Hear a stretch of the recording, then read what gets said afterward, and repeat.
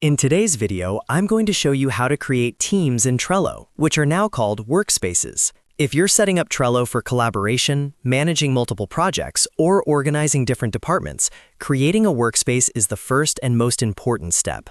I'll walk you through everything step by step, so you can set it up properly in just a few minutes. And if you find this helpful, make sure to hit that like button and subscribe to the channel for more simple and practical software tutorials. All right, let's get started.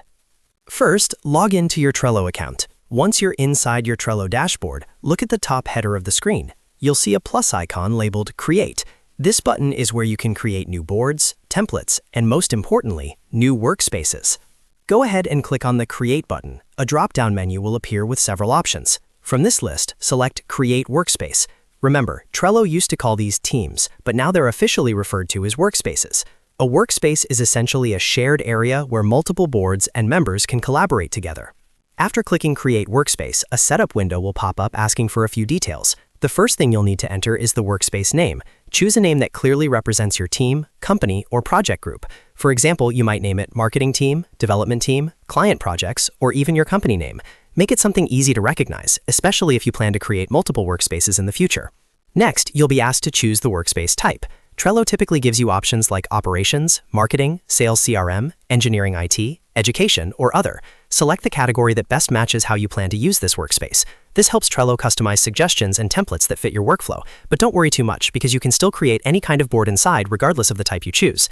Then you'll see a field for a workspace description. This part is optional, but I highly recommend filling it in, especially if you're working with other people. Use this space to briefly explain what the workspace is for. For example, you could write something like, "This workspace is used to manage all marketing campaigns and content planning for 2026.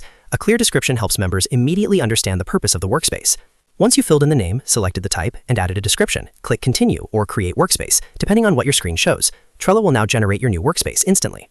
After it's created, you'll be taken inside the workspace page. From here, you can start creating boards specifically under this workspace. You'll also have the option to invite members by entering their email addresses. Adding members allows your team to collaborate on boards, assign tasks, set deadlines, and track progress together. If you want to adjust settings later, you can always click on the workspace name in the sidebar to manage members, change visibility settings, upgrade plans, or edit the workspace details. Trello also allows you to control whether the workspace is private, visible to your organization, or public, depending on your needs. And that's it. That's how you create teams, now called workspaces, in Trello. It only takes a minute to set up, and it creates the foundation for organizing all your projects efficiently. If this tutorial helped you, make sure to hit that like button and subscribe to the channel for more easy Trello and productivity tutorials. Thanks for watching, and I'll see you in the next video.